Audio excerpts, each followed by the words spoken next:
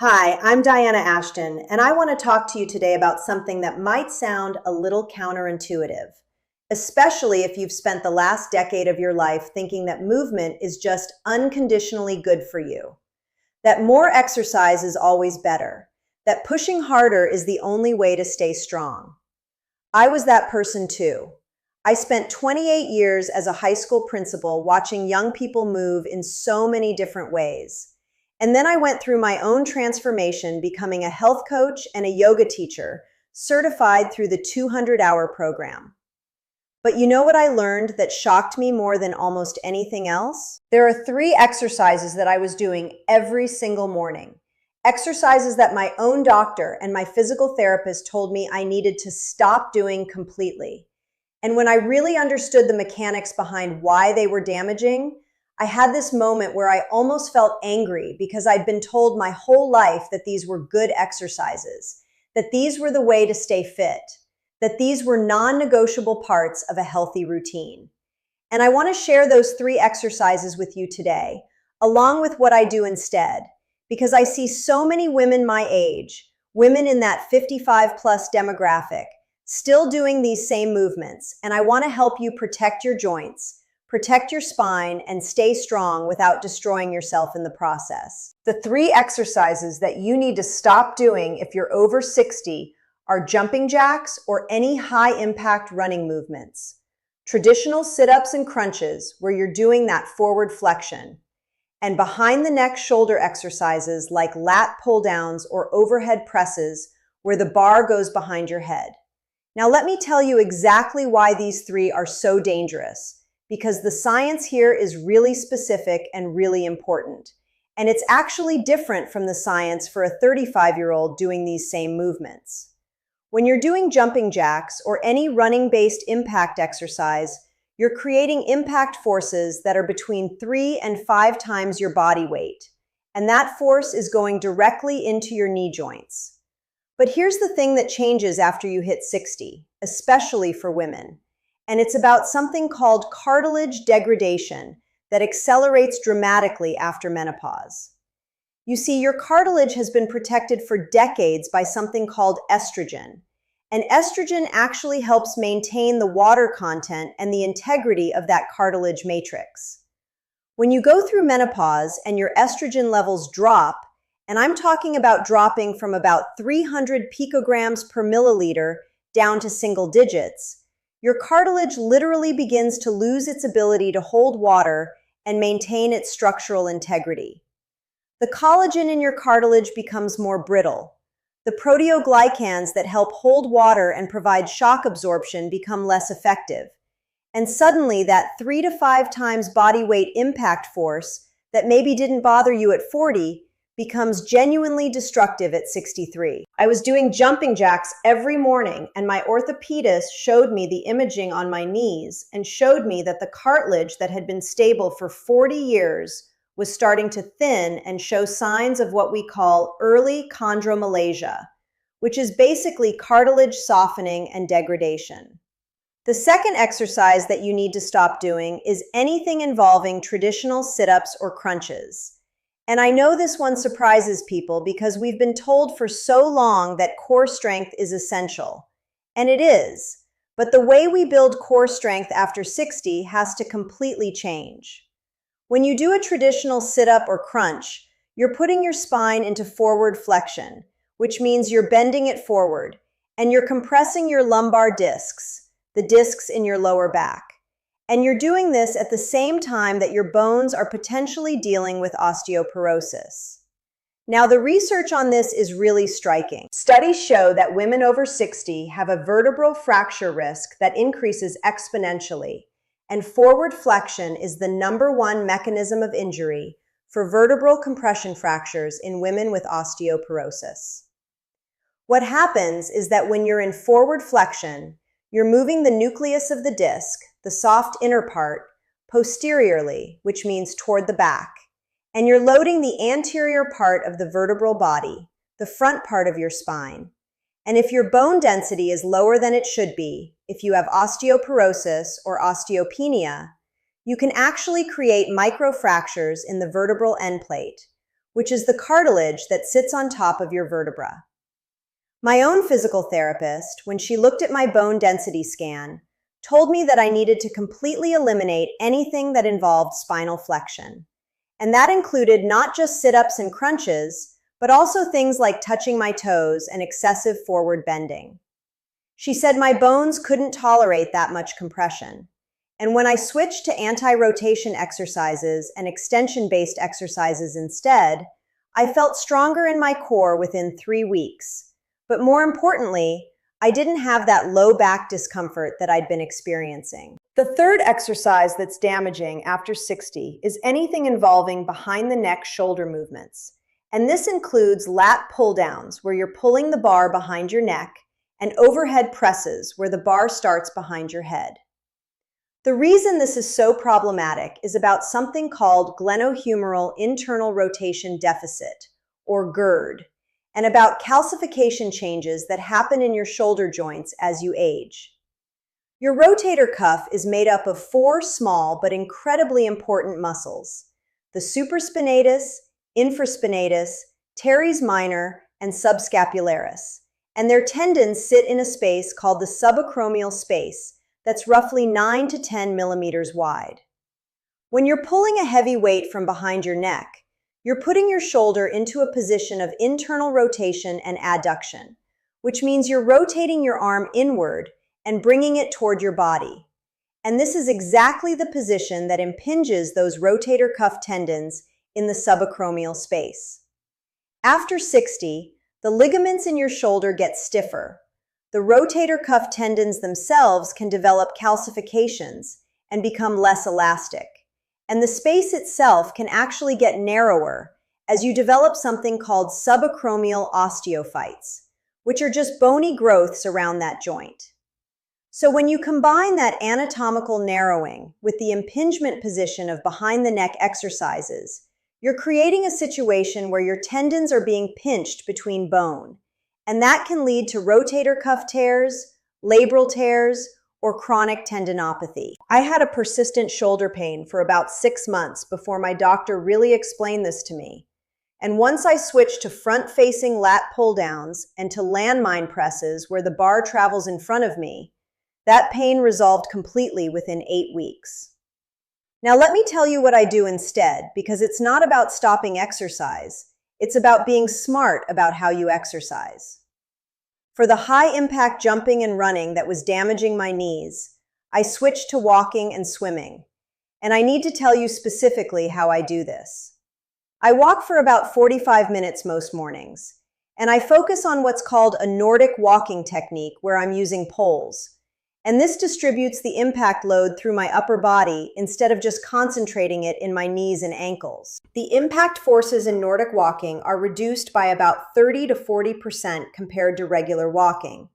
And the cardiovascular benefit is actually greater because you're engaging your arms and your core. Swimming has been transformative for me because the water provides buoyancy that reduces the effective force on your joints by about 80 to 90%.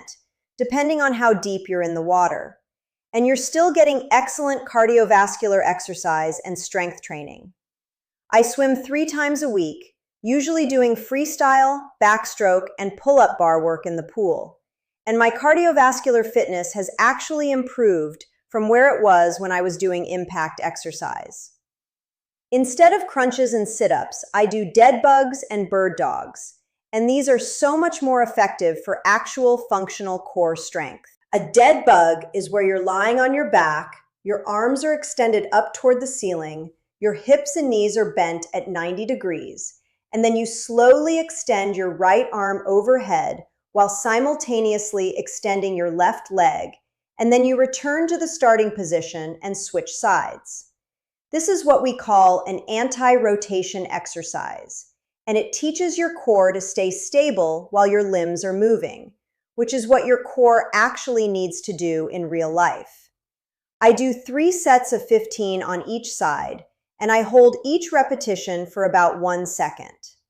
Bird dogs are similar. You're on your hands and knees, and then you extend your right arm forward and your left leg backwards simultaneously. and you hold that for a second or two before returning to the starting position. These movements use your core, they build functional stability, and they do zero compression on your spine. I also do planks, which is an isometric exercise. So you're just holding a position without moving. And planks are actually much safer for your spine than dynamic movements because there's no compression happening. There's just stabilization. I hold planks for about 30 to 45 seconds, and I do them 3 times a week. For the shoulder work, where I was doing behind the neck movements, I've completely switched to front-facing exercises. Front lat pull-downs are where the bar comes down in front of your face instead of behind your neck. And this keeps your shoulder in a much safer position while you're still working your latissimus dorsi muscle. Landmine presses are this fascinating exercise where the barbell is anchored at one end in a device called a landmine, and the other end is free, and you press it forward and slightly upward in an arc. And this keeps your shoulder in a much more stable position than overhead pressing. I also do face pulls, which is where you're pulling a rope attachment toward your face. And this actually strengthens your rear deltoids and your external rotators, which helps prevent that internal rotation deficit I mentioned earlier. These 3 movements, front lat pull-downs, landmine presses, and face pulls, have given me functional shoulder strength without any pain. And I'm actually stronger in these movements than I ever was in the behind the neck exercises because I can focus on the muscles I'm trying to work instead of fighting through pain and compensation patterns. I think it's really important that you understand why these damaging exercises are still so prevalent and why your favorite fitness influencer or your gym trainer might not have told you to stop doing them. The fitness industry, and I say this with love because I'm part of it now, the fitness industry was built by young people, for young people, and the exercises that are most visible, the ones that get the most clicks and the most shares, are the ones that look impressive, that look intense, that involve weights moving in dramatic ways. Jumping jacks look energetic, sit-ups look intense, behind the neck presses look powerful. And if you're 30 years old with intact cartilage and healthy estrogen levels and mobile shoulders, these exercises might be fine. But those same exercises, when you're 63 or 70 or 75, become a recipe for injury because your tissues have changed. Your cartilage has lost water content and structural integrity. Your bones might be dealing with osteoporosis. Your ligaments are stiffer. Your tendons are less elastic. The fitness world hasn't really caught up to the reality that an 80-year-old woman might need completely different exercises than a 30-year-old woman, even though we're using the same terminology. I see this all the time. Women in my yoga classes who tell me that their personal trainer had them doing burpees and high-intensity interval training, and they were experiencing joint pain and back pain. And when I showed them modifications, they didn't feel like they were doing real exercise because it didn't look as intense. But intensity is not the only variable that matters. Safety is more important. Long-term sustainability is more important. Tissue preservation is more important. Let me also talk about the hormonal and structural changes that make these 3 exercises specifically dangerous after 60. Because it goes deeper than just estrogen and bone density. Your intervertebral discs, the discs in your spine, lose water content as you age, which means they're less able to absorb shock and less able to distribute force evenly. The research shows that disc hydration decreases by about 10% per decade starting in your 20s.